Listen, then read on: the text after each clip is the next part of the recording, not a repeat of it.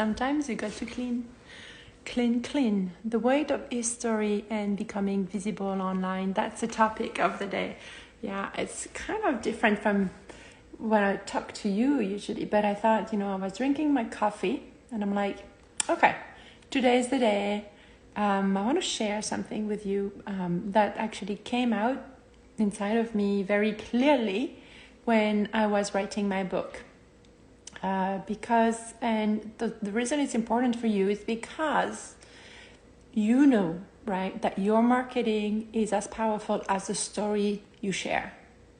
And the exercise of going deep in your stories is a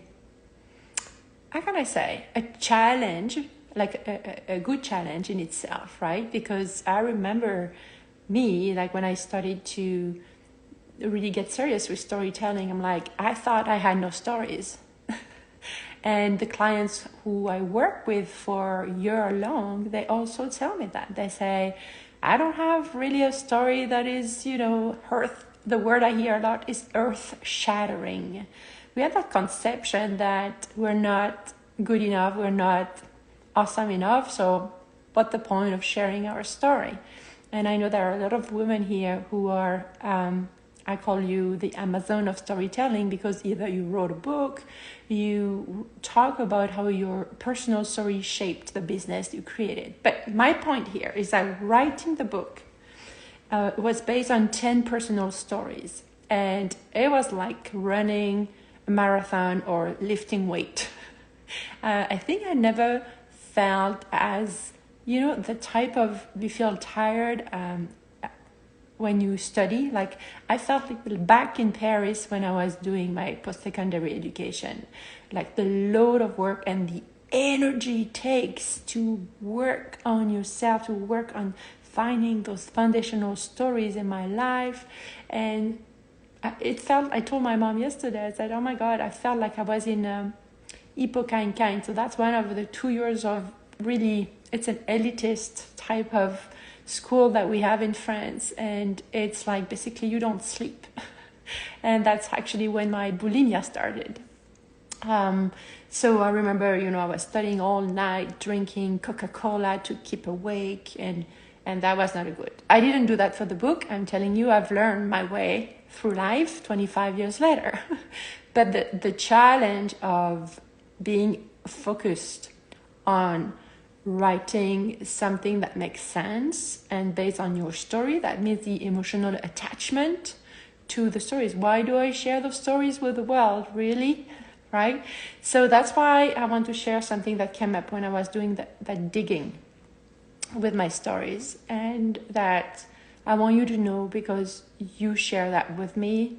If you're a woman who wants to become more visible online using your voice, sharing your ideas, your stories, and selling your irresistible offers from a place of excitement, using the online world, as well as, the belief, how you change your belief to become the entrepreneur you became, and how you help your clients change their belief about what they believe about themselves, what is possible for them.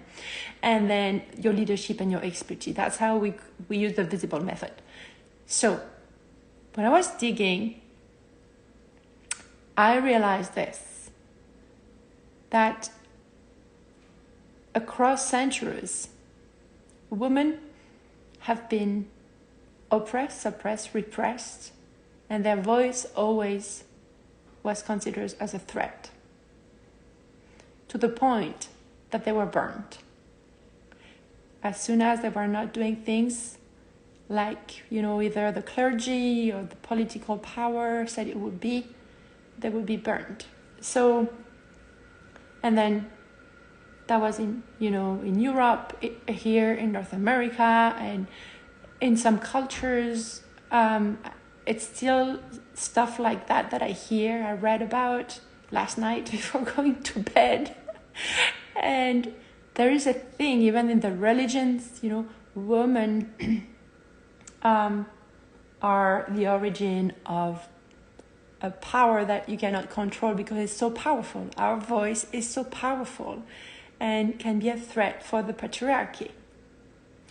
So it became very clear to me that if you study a little more, you know, how transgenerational traumas goes from century to century through your blood and through your cells and everything, all of us carry this.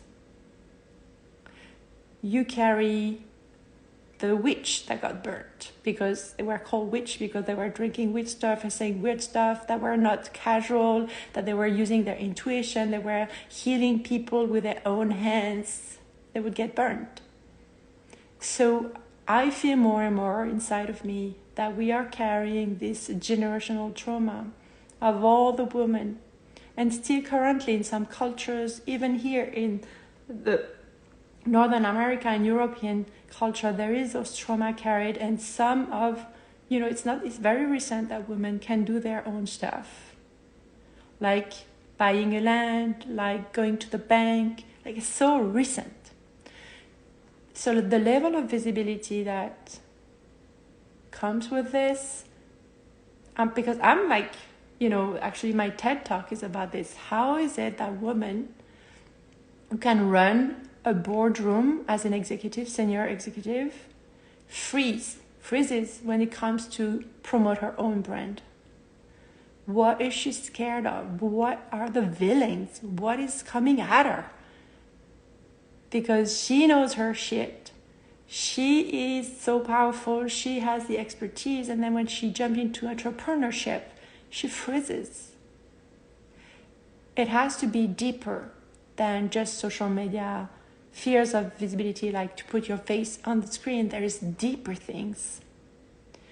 And I include myself, because even though I'm everywhere on social media, I have my hiding places as well that I uncovered actually writing the book, and that I'm still uncovering.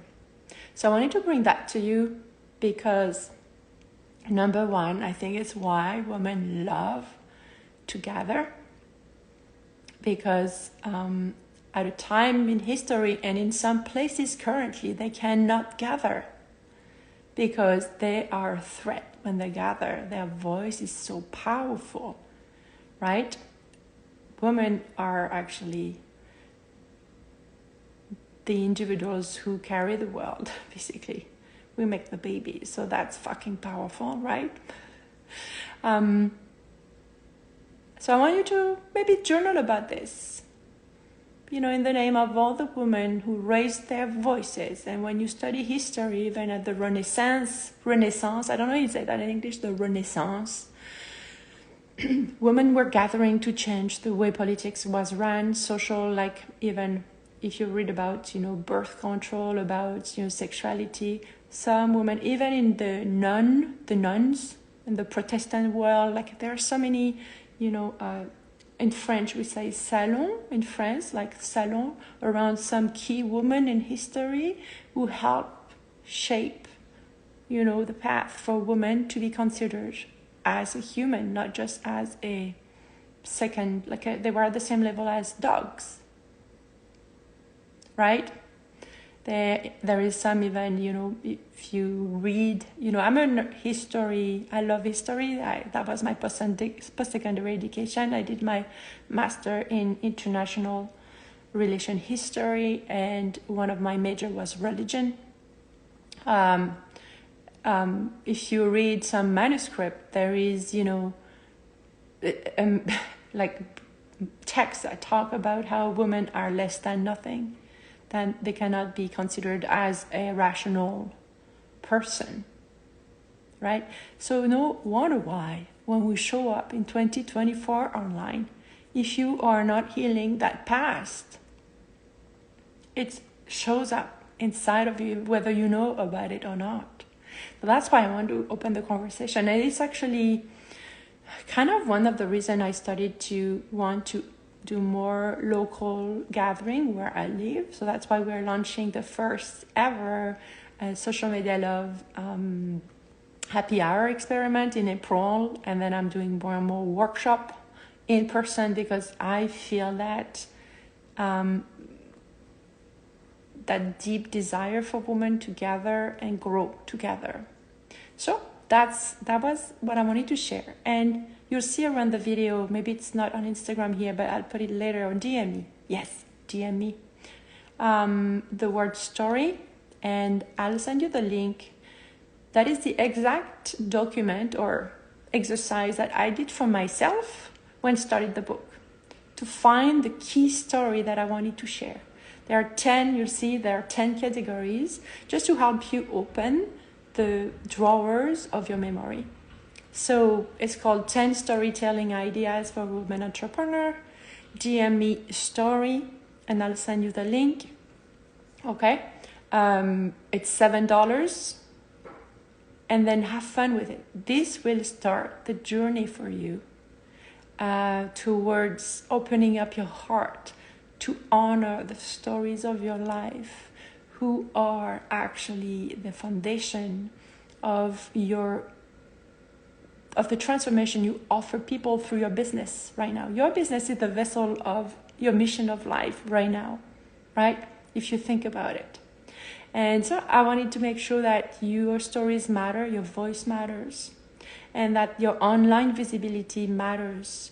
So it's one way is to heal you and heal all of that historical past that we all share, but it's also bringing light on your inner visibility. Where do you hide inside of you? That explains why you don't get the results you want currently on social media or on your blog or on your podcast or on your YouTube channel, right? So those are the beautiful insights I wanted to share with you. Last night I went to bed super late because I watched a documentary about the burning times. It's a documentary made in Canada, and I watched some stuff in the BBC about, witches, about, how going from paganism to Christianism, how all the rituals got transferred into like the Christian rituals. It was so interesting, and it explains a lot. So yeah, I wanted to share that with you. Remember, I'm here for you. If you don't know me yet, I should have introduced myself first. I'm Angélique Binet. I'm the founder of Social Media Love, and I help women entrepreneurs to become visible online without sacrificing who they are, so that they can actually attract the clients they want to work with. Ciao. Okay.